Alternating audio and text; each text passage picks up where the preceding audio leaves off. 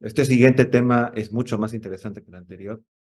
Es un tema bastante, mm, no sé qué palabra usar, controversial, en el sentido de que esta palabrita de poliquístico es una palabra que es muy usada, muy sobredimensionada, y obviamente es una palabra que no es adecuada para el contexto en el que en lo que representa, ¿no? Y ahora en esta exposición vamos un poco a entender bien, ¿no? De dónde viene esto, por qué no es tan adecuado y cómo deberíamos usarlo de la mejor manera, ¿no? Es un término ya clásico, ¿no? Quiero que diferencien algunos términos, ¿no? Por ejemplo, síndrome de ovario poliquístico. Otro término sería ovarios poliquísticos. Otro término, ovarios multifoliculares, ovarios poliquísticos. Eh, y bueno, no es lo mismo, ¿eh? Todas las tres cosas que les he mencionado son diferentes. Eh, Vamos a ver en sí qué cosa es lo más adecuado, ¿no? Lo que vamos a tratar en esta charla es básicamente los criterios ecográficos de la patología. ¿Cuál es la patología? ¿Cuál es el nombre de la enfermedad? El nombre conocido antiguamente como síndrome de Stein y Leventhal es nada más y nada menos que el síndrome de ovario poliquístico. Un término que probablemente cambie en el futuro, pero que por lo pronto lo conocemos como síndrome, porque tiene una serie de características, ¿no? Que engloba una heterogeneidad entre las diversas manifestaciones de este cuadro. Por eso es que nosotros en medicina, a todo este tipo de enfermedades con manifestaciones diversas, las agrupamos y le damos el nombre de síndrome, ¿no? Y justamente por eso el síndrome de ovario poliquístico. Se puso ese tema de ovario poliquístico o ese nombre porque en las biopsias de Stein y Leventhal pues se encontraba pues justamente esos ovarios llenos como un collar lleno de bolitas, ¿no? Y por eso quedó con ese nombre, ¿no? Esa descripción inicial que hicieron. Bien, bueno, entonces, bueno, para esta presentación no tengo conflicto de intereses. ¿Qué vamos a ver hoy día? Los criterios diagnósticos del síndrome de ovario poliquístico, vamos a describir los criterios ecográficos, eh, de lo que sería ovarios poliquísticos, y vamos a discutir la diferencia, ¿no?, entre ovarios poliquísticos y síndrome de ovario poliquístico. Es un juego de palabras, pero son diferentes. Y vamos a ver algunos casos especiales. Bueno, esto ya lo saben ustedes, el síndrome de ovario poliquístico es una patología endocrinológica, es la más común en mujeres en edad reproductiva, tiene una prevalencia del 6.6%. Es una patología de descarte. ¿Qué quiere decir? Que tengo que descartar otras patologías y si no encuentro nada, recién puedo decir que es un síndrome de ovario poliquístico. Pues en realidad los criterios diagnósticos a lo largo de la historia han sido discutidos. Hasta la fecha, en realidad, tenemos, digamos, ciertos fenotipos que no son aceptados, ¿no? Entonces, hay una discusión en ese aspecto porque obviamente es una amplia variedad de presentaciones que podríamos tener. Digámoslo así, la disyuntiva viene y el punto de quiebre viene en que tener las manifestaciones me va a traer un efecto, o sea, una enfermedad, entre comillas, algo malo o no. Y en ese punto es en el que nos deberíamos basar, ¿no? O sea, no basta solo con decir que tengo la imagen o que tengo alguna cosa, sino que eso trae un efecto o un problema en la salud de la paciente. Bien, entonces los hallazgos ecográficos de ovarios poliquísticos son frecuentes en la práctica diaria. Ustedes van a encontrar muchas pacientes que le van a hacer su ecografía y van a encontrar ovarios poliquísticos, entre comillas. Entonces ahí viene el primer punto. Cuando uno habla de un quiste, inmediatamente se viene a la mente que es algo malo, ¿no? Un quiste, por definición operacional, por decirlo así, es una imagen anecogénica mayor de 3 centímetros que se encuentra en alguno de los anexos, en alguno de los ovarios. Ese es un quiste ecográficamente hablando. Ahora viene el otro punto, poliquístico. O sea, significa que hay muchas imágenes anecogénicas. Ahí el tema del tamaño obviamente es mucho menor. Pero mi pregunta o la reflexión sería, las imágenes anecogénicas que encuentro en el ovario y dicho sea de paso, para que ustedes lo conozcan, son folículos antrales o folículos en desarrollo hasta que se llega al folículo maduro de grafo. Son imágenes anecogénicas todas. Todos los folículos, o sea, todas las casitas donde se encuentran los óvulos, son parte de lo que sería el desarrollo folicular normal de una paciente. ¿Vamos a encontrar folículos? Sí. A menor edad hay más folículos, ¿no? Es una reserva de folículos, es una reserva ovárica de una mujer en edad reproductiva que conforme pasa el tiempo se va agotando. Quiere decir que al inicio, en edad de preadolescencia, pubertad, en adelante va a presentarse con una cantidad de folículos grande y va a ir disminuyendo. Y en la ecografía vamos a ir viendo con el paso de los años una disminución paulatina del conteo folicular, o sea, de imágenes anecogénicas, o sea, de folículos que erróneamente le podemos decir quistes, ¿no? Y ahí viene el punto. Cuando encontramos muchos folículos, ¿qué decimos? Es un ovario poliquístico. Y está mal. Ese término no debería ser el término adecuado porque muchos de estas pacientes multifoliculares no tienen una enfermedad, sino que simplemente tienen muchos folículos. Hay mujeres que pueden tener un conteo folicular de 20, de 25, otras de 10, de 15. ¿Eso representa una enfermedad? No. Eso tiene que tener una base o un significado o un problema de fondo que está causando esa imagen. Es como que si viéramos el cuadro, pero el cuadro final viene de un problema endocrinológico o metabólico detrás o no, o es simplemente una paciente que tiene más folículos que otra. Entonces, en realidad, todo lo que contamos ahí y lo que llamamos ovario poliquístico no son más ni menos que folículos. Son folículos, son pacientes con muchos folículos. Algunas de ellas con patología y con síndrome de ovario poliquístico y otras sin patología y por lo tanto sin síndrome de ovario poliquístico. Entonces, esta es digámoslo así, el resumen. Una disfunción ovulatoria, o sea, un problema, ¿es igual a una morfología poliquístico ovárica? No, no es igual. Como les dije, hay pacientes que tienen muchos folículos, pero no tienen una disfunción ovulatoria. No tienen de forma un problema metabólico. No tienen de fondo un problema de hiperandrogenismo. Pero hay otras que sí. Ahora, pasa lo mismo, ¿no? Y eso también lo van a ver en otras patologías, ¿no? Toda paciente que menstrua ovula, no, no es así. Muchos pacientes que menstruan, pero no ovulan. A lo que voy es que la oligomenorrea o amenorrea no es igual que oligoanovulación, porque hay pacientes con disfunción ovulatoria que tienen ciclos regulares. Y eso nos va a servir para los otros criterios de síndrome de ovario poliquístico. Pero bueno, volviendo al tema ecográfico, volviendo al tema de conteo folicular. Y en sí, morfológicamente, si queremos definir el síndrome de ovario poliquístico, en realidad, ¿qué sería? Son muchos folículos, ya sabemos, pero tiene de fondo una falla en la selección del folículo dominante. Y entre comillas, voy a usar esta palabra, acumulación, porque no es estrictamente eso lo que pasa, ¿no? La acumulación de folículos de 2 a 8 milímetros de tamaño. Entonces, eso es digamos así, lo que vemos, la parte final, ¿ve? Pero el fondo es lo que da la patología. Se asume que esta apariencia refleja una detención en el desarrollo folicular antral inducido por andrógeno. Pero estos pacientes obviamente sí tienen síndrome de ovario poliquístico y no las otras pacientes que tienen ovarios multifoliculares y que simplemente pues tienen más que otras pacientes, ¿no? Bien, y a lo largo del tiempo, pues ha sido, como les digo, una evolución en el diagnóstico del síndrome de ovario poliquístico. Hemos pasado de la imprecisión total a la precisión, digamos, en términos de regularidad, ¿no? Porque aún todavía hay muchas, digamos, controversias, ¿no?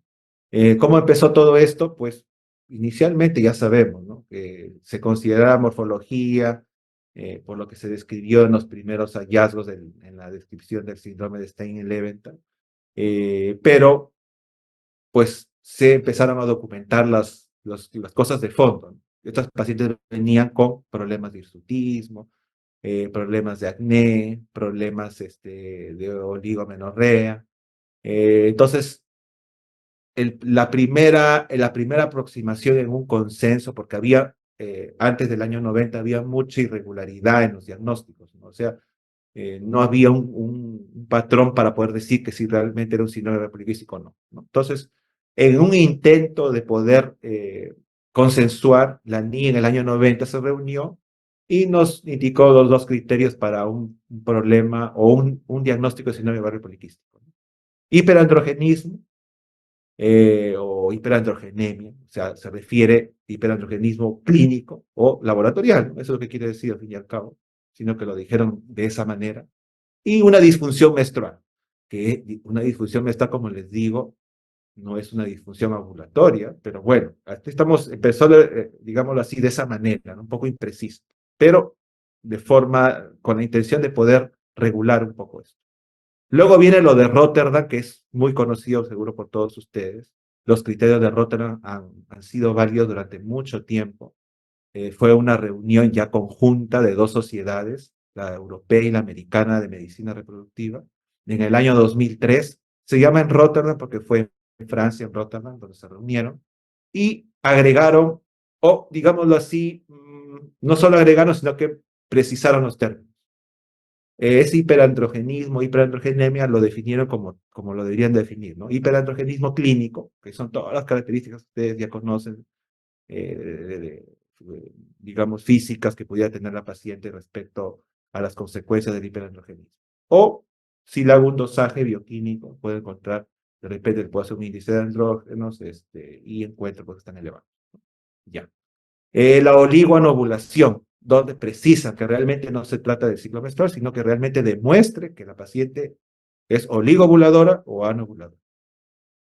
Y agregaron el criterio ecográfico, que es el criterio de los 12 folículos, 12 quistes. Entonces ahí viene la confusión, ¿no? Pero bueno, es el ovario poliquístico. ¿Qué quiere decir? ¿Cómo definiría un ovario poliquístico para Rotterdam? Para Rotterdam, el ovario poliquístico es un ovario que tiene más de 12 folículos, 12 o más folículos.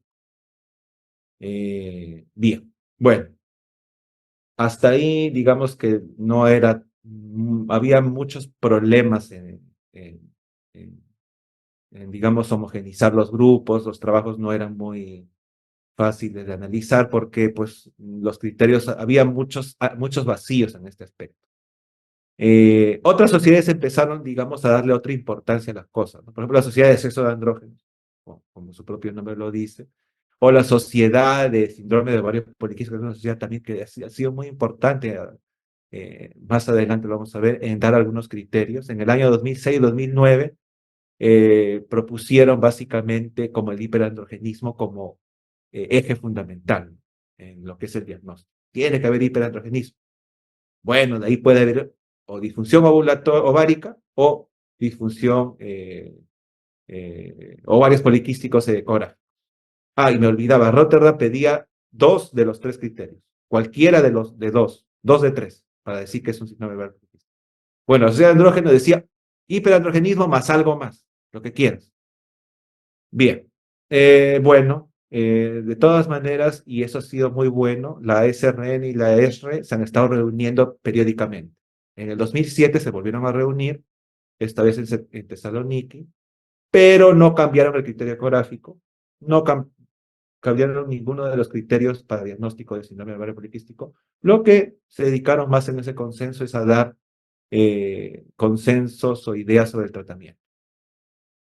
Bien, después se volvieron a reunir 4 años después, más o menos cada 4 años se han estado reuniendo, en el 2011 en Ámsterdam, y trataron un poco más sobre las especificaciones en algunos casos especiales, adolescentes, por ejemplo, de repente pacientes perimenopáusicas, y así, ciertas características en poblaciones pequeñas o ciertas diferenciaciones en el tratamiento, pero no tocaron todavía los criterios. Seguíamos con los criterios de Rotterdam hasta el año 2011.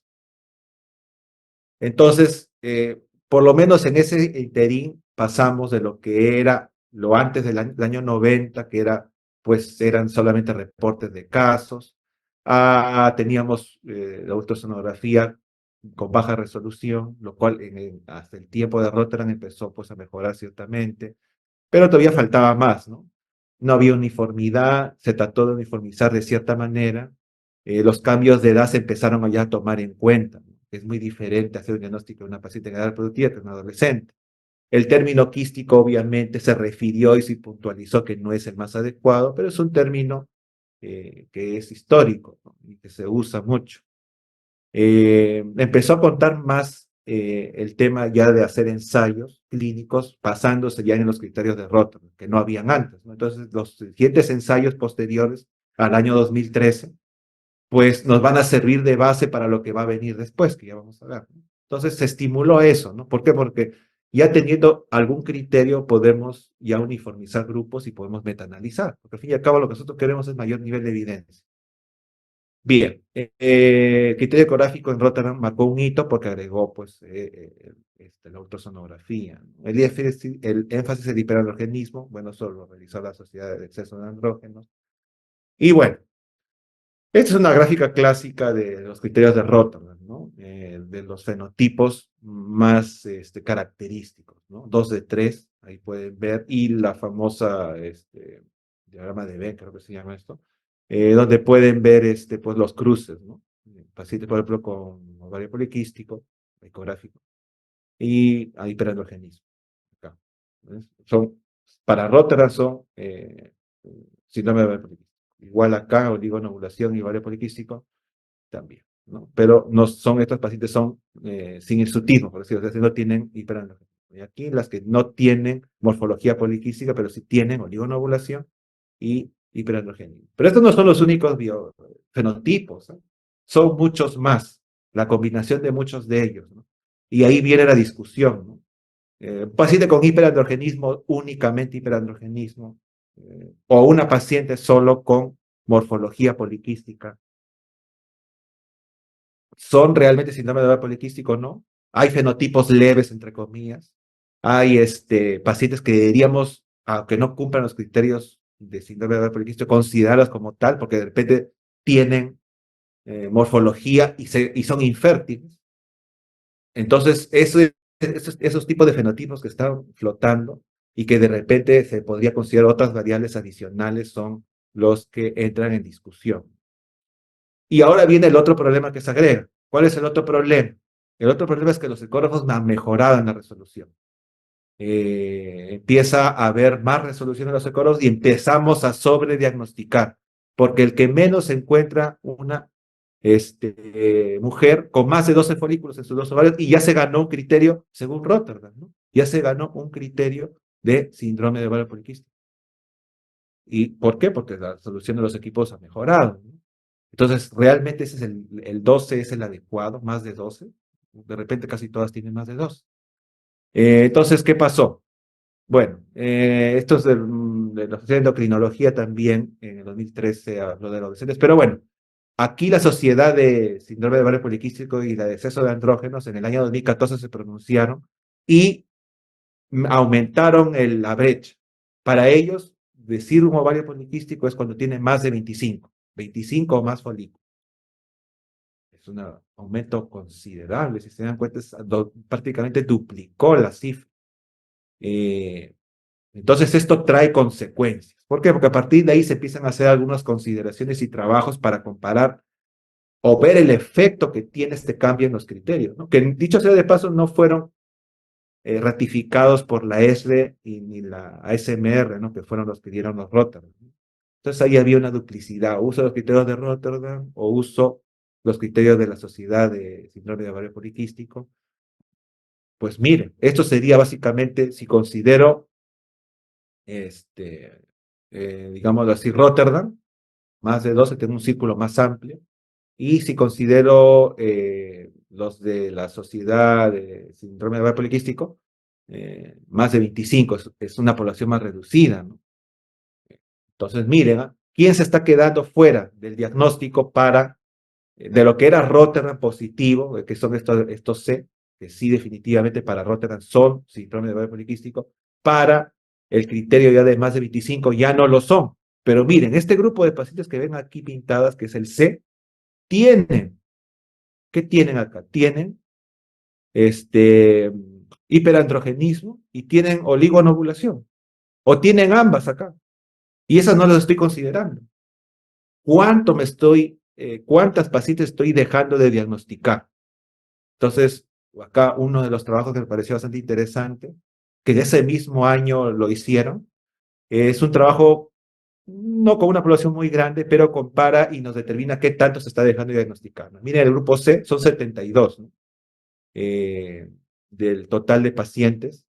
Eh, es importante, ¿no? Porque estos pacientes tienen hiperandrogenismo o oligonovulación, pero como estoy considerando la brecha alta de 25 folículos, no las voy a considerar como síndrome ovario poliquístico, y son pacientes que tienen problemas metabólicos probablemente, son pacientes que tienen probablemente una afectación de algún tipo, sea infertilidad, sea bisutismo, sea lo que fuere, y obviamente no se está diagnosticando. Entonces, digamos que nos fuimos al otro extremo prácticamente.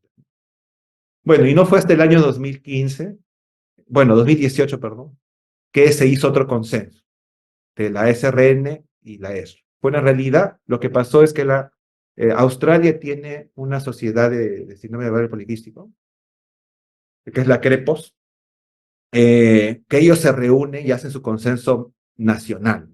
Tuvieron un primer consenso en el 2011, que tomó mucho de lo de Rotterdam, del 2015, pero en el 2018 convocaron a todos, ¿no? Para hacer un consenso internacional. Y tuvieron a bien unirse las sociedades europea y americana, otras sociedades más del mundo en realidad también, de Latinoamérica también, parece que fue la chilena, me parece que estuvo presente.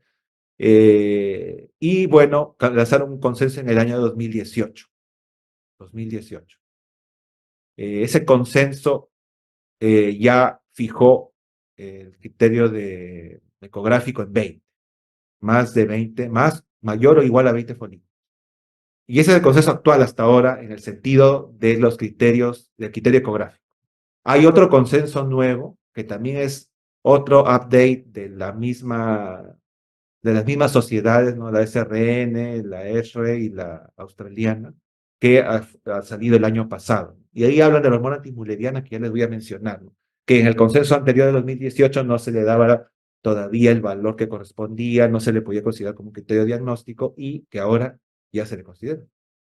Bueno, estamos basándonos ya en revisiones sistemáticas. Obviamente todavía hay un riesgo de sesgo moderado o alto por la heterogenicidad de los trabajos aún. Pero estamos en ese camino, ¿no? Mientras que lleguemos a homogenizar más los grupos, vamos a poder hacer más metaanálisis y se va a poder mejorar un poco esto, ¿no? Viéndonos al punto, ¿cómo hago el diagnóstico? Ecografía en mano. ¿Cómo documento la presencia de ovarios poliquísticos? Pues tengo dos criterios. Tengo que hacer conteo folicular y volumen ovárico. Dos cosas. Me basta con uno, ¿eh? Me basta con uno de los dos y me basta que sea un solo ovario. Nada más, o sea, un solo criterio y en un solo ovario para decir que tiene, entre comillas, el criterio de ovario poliquístico, ¿no? Por el término que se usa. La ecografía tiene que ser transvaginal. Si no se puede, se podría hacer por vía transabdominal, pero ya tenemos una deficiencia en el diagnóstico, ¿no? Porque hay un 30% de mujeres que sí tienen síndrome de ovario poliquístico que no se va a poder o se nos va a pasar por alto estos ovarios poliquísticos, ¿no? Vamos a requerir obviamente que la vejiga esté llena, evitar comprimir los ovarios. Puedo ayudarme de la tecnología actual, hacer un clip, ¿no? Un cine para verificar luego y contar, digamos, con calma o hacer un barrido 3D, etcétera, ¿no? Pero igual me baja mi tasa de diagnóstico. ¿En qué momento se hace esta ecografía? Eso se hace en fase folicular temprana. ¿Por qué? Porque yo quiero que todos los folículos sean pequeños. Si yo lo hago en fase folicular tardía, ya voy a tener selección y dominancia, voy a tener un folículo maduro. Y eso me va a alterar el volumen y me va a alterar el conteo, porque puede que me dificulte hacer el conteo de los folículos pequeños. Por eso se prefiere que sea en fase folicular temprana, o sea, postmenstrual. Debería ser explorada en esa etapa. Eh, pues imágenes vamos a tener como estas, ¿no? Antes le llamaban el collar, ¿no? Perlas. pero esa morfología no es necesariamente un diagnóstico de síndrome ovario poliquístico. Acá lo que interesa es que cuente y que vea el volumen. Que se parezca o que no se parezca a un collar, eso ya no es un criterio. Hay algunas condiciones que tengo que cumplir, ¿no? La paciente no debería estar usando ninguna agonista o antagonista de la hormona liberadora de gonadotrofinas, porque eso va a alterar. Tampoco un antiestrógeno o cualquier tratamiento que se use para la estimulación ovárica. No debería estar usando anticonceptivos, de preferencia. ¿Por qué? Porque los anticonceptivos se ha visto que si son a largo plazo disminuyen el volumen ovárico y pueden enmascarar. Ahora, si es que la paciente viene y está usando anticonceptivos de larga data y a pesar de ese encuentro, característica de síndrome de ovario poliquístico, pues bien, ¿no? Yo no interesaría que lo suspendan, ¿no? Lo que hace el anticonceptivo es enmascarar el diagnóstico, pero si a pesar de que está usando anticonceptivos, sí tengo los criterios diagnósticos, pues nada, no hay nada que decir, ¿no? No es necesario que lo suspendas, si ni con eso logra bajar el volumen, imagino. Bien, ¿qué más? La otra cosa es importante, eh, el volumen. Eh, Como yo les dije, es adecuado que no encontremos un folículo dominante. Un folículo dominante es un folículo que tiene más de 10 milímetros, 11, 12 en adelante. ¿Por qué? Porque me va a alterar el volumen y también, como les dije, pues puede confundirme a la hora de hacer el conteo, ¿no? Y hay muchos pacientes con síndrome de ovario poliquístico que son ovuladoras, ¿eh? No es algo raro. Hay muchos pacientes que ovulan, ¿no? Así que van a encontrar un folículo maduro o un cuerpo lúteo, ¿no? Y nada, pues, o sea, dejo y espero el siguiente ciclo y ahí le hago la medición, ¿no? Aquí, por ejemplo, veo una imagen, un folículo dominante, y pues eso me va a alterar, ¿no? El conteo y el volumen, ¿no? Me va a interrumpir, ¿no? Ahí en cuerpo lúteo, por ejemplo, ¿no? De lo que eran 12 o más folículos antrales, o sea, folículos que miden entre 2 y 9 milímetros, ahora es 20 folículos, igual entre 2 a 9 milímetros, que puede ser en uno o en el otro ovario. Ahora, cuando hablo de conteo, es conteo en todo el ovario, ¿eh? Y eso también es importante porque hay otra medida que es el conteo de folículos en un solo plano, por decirlo así, ¿no? O sea, le tomo una imagen al ovario en cualquier corte y cuento los folículos. Ese sería en un plano, ¿no? Y el otro, el conteo real, es el conteo de folículos centrales, el conteo completo, es el conteo de todo el ovario completo. O sea, tengo que hacer un barrido de todo el ovario completo y contar todos los folículos que tiene en todos los planos del ovario. Bien, bueno, eso es lo mismo que ya les dije. Tengo que hacerlo sistematizadamente para que no se me pase, ¿no? A la hora de hacer el barrido. O me puedo ayudar del 3D, ¿no? Le hago un barrido en 3D y luego de ahí yo los cuento. O un cine y los cuento luego con calma. Y ya. Recuerda que también había en el otro criterio, ¿no? Que es un criterio que también es válido, ¿eh? Que es un criterio de contar los folículos en un solo plan. Y si tiene 10 por lo menos o más, puedo considerar que podría ser un síndrome, perdón, un ovario poliquístico. O sea, uno de los criterios Doctor, le para quedan síndrome. 2 minutitos. Ya, ok, ok. Entonces, hay que tener en cuenta eso, ¿no? No se usa, obviamente, el conteo folicular es mucho mejor completo que hacer en un solo plano, pero es un criterio al fin y al cabo, ¿no? Bien, bueno, entonces el conteo, puedo basarme en el 3D, como les dije.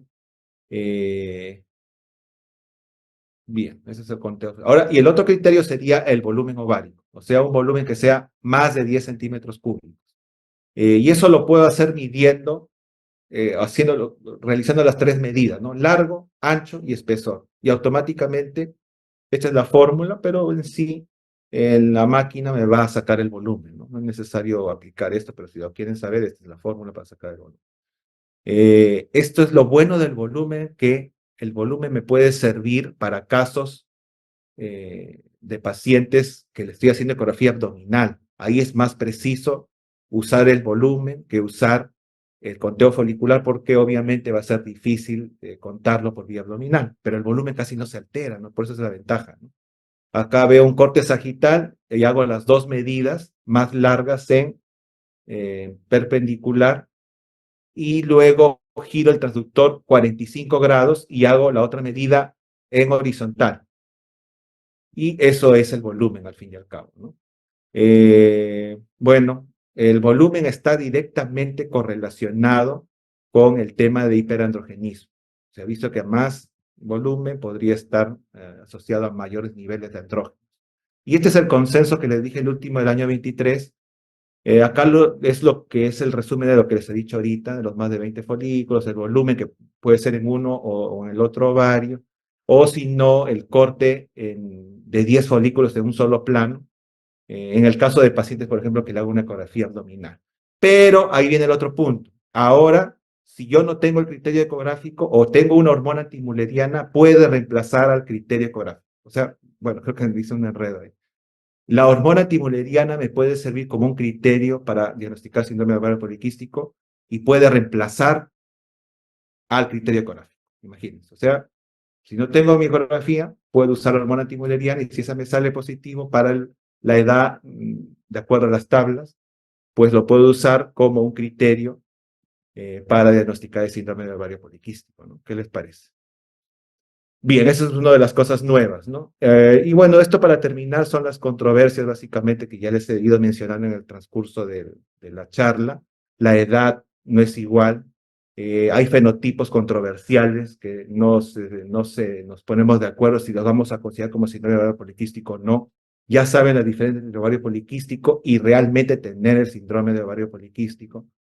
En adolescentes, la particularidad es que a veces tenemos que hacer ecografía abdominal o muchas de las veces por el tema de que no han tenido relaciones sexuales y obviamente eso nos limita un poco.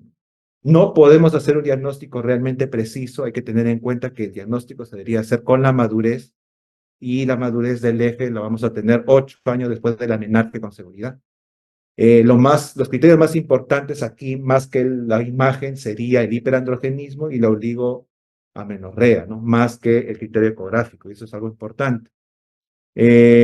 Aquí el volumen es fundamental. Y bueno, si hay casos inconclusos, pues esperar la madurez para recién poder dar un diagnóstico.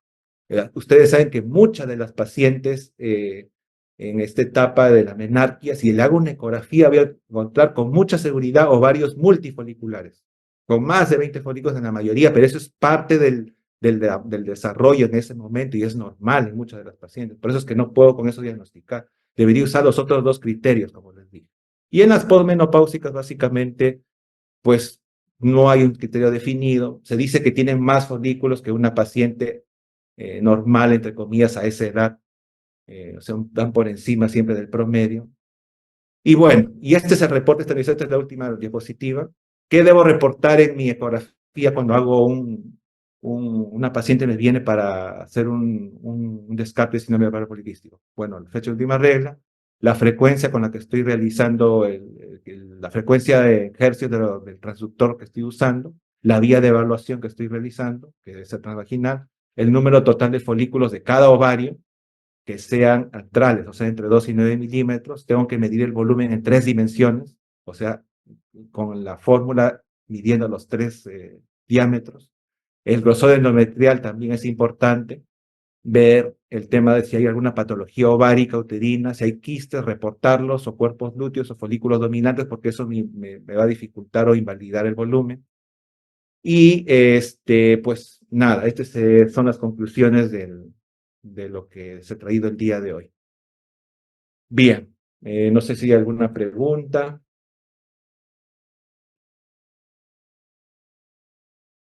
Creo que por acá visto en el chat.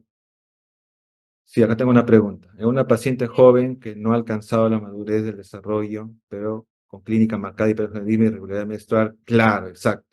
Estas pacientes deben ser tratadas, pero no les puedo catalogar como un síndrome de ovario poliquístico aún, pero ya teniendo estos dos criterios que son, digamos, así los más importantes, pues ya deberían ser manejadas, ¿no? No hay necesidad de esperar hasta que llegue la edad reproductiva, pero teniendo esos dos criterios tengo cierta licencia para dar tratamiento.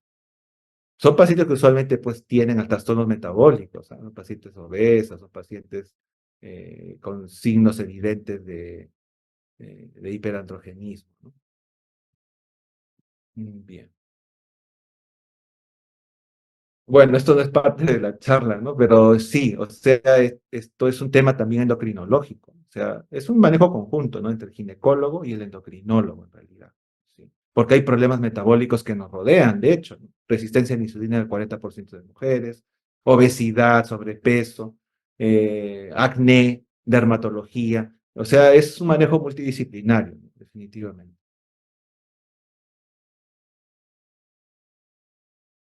Perfecto, doctor Iván, Infertilidad, por muchísimas supuesto. gracias por Ok. sus excelentes ponencias. Gracias al comité organizador y gracias a todos por su asistencia. Cualquier pregunta me la pueden dejar en alguna de las redes. Gracias. Hasta la próxima. Muchísimas gracias, doctor Iván.